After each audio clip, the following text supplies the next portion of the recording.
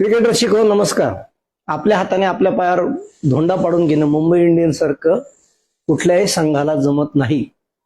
Mumbai Indians कधी काळी क्रिकेटचा राजा, IPLचा. मात्र हार्दिक पांड्या जसं संघात आला, मुंबई इंडियन्सच्या टीमचं पूर्णपणे संतुलनच बिघडलंय आणि त्याचंच प्रत्यंतर काल पुन्हा एकदा आलं. मुळात काल चेन्नई विरुद्ध टॉस जिंकल्यानंतर मुंबईने बॅटिंग का नाही घेतली हा फार मोठा प्रश्न आहे. बरं, त्याच्यानंतरही 5 बाद 146 110 धावा असताना 207 धावा चेन्नईला करू दिल्या आणि अगदी सुरुवातीलाच 3 बाद 14 अशी अवस्था झाल्यानंतर मुंबई इंडियन्स संघ या सामन्यात परतील असं मला तरी वाटत नव्हतं.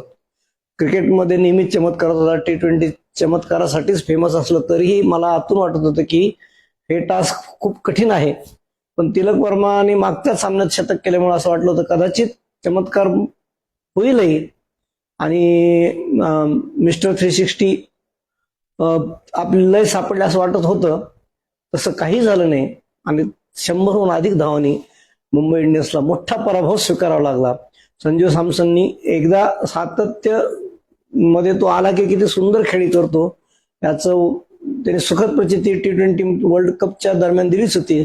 तसंच काय होतं यावेळी चेन्नईसाठी खेळतोय. त्यांनी काल पुन्हा एक शतक केलं, नाबाद शतक केलं, घणाघाती शतक केलं. मुंबईच्या गोलंदाजाला तुफान चोपत त्याने शतक केलं आणि त्या शतकाच्या जोरावर चेन्नईने मोठी धावसंख्या उभारली, ज्याचा पाठलाग करताना हार्दिक पांड्या, सूर्यकुमार, तिलक वर्मा पासून ते शार्दुल ठाकूर पर्यंत कोणालाही मैदानावर उभा राहता नाही आलं.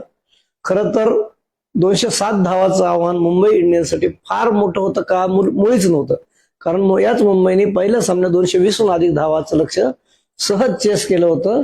पण क्रिकेट हेच दाखवतं की तुमची बसलेली घडी विस्कटल्यानंतर तुमचं किती अधःपतन होतं. याचं उदाहरण आता मुंबई इंडियन्स स्वतःच्याच हाताने स्वतःच्याच चाहत्यांना दाखवत आहे, जे खरोखर दुःखद आहे.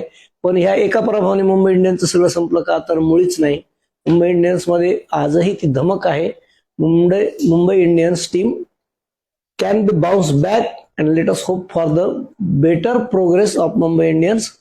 पुढच्या काही सामन्यात मुंबई इंडियन्स पुन्हा एकदा आपल्या तुफानी जोशात येईल आणि उर्वरित सामन्यात विजयी ट्रॅक पकडेल आणि आपल्या चाहत्यांना खुश करेल इतकीच अपेक्षा आजच्या या पॉडकास्टच्या निमित्ताने. खूप खूप धन्यवाद.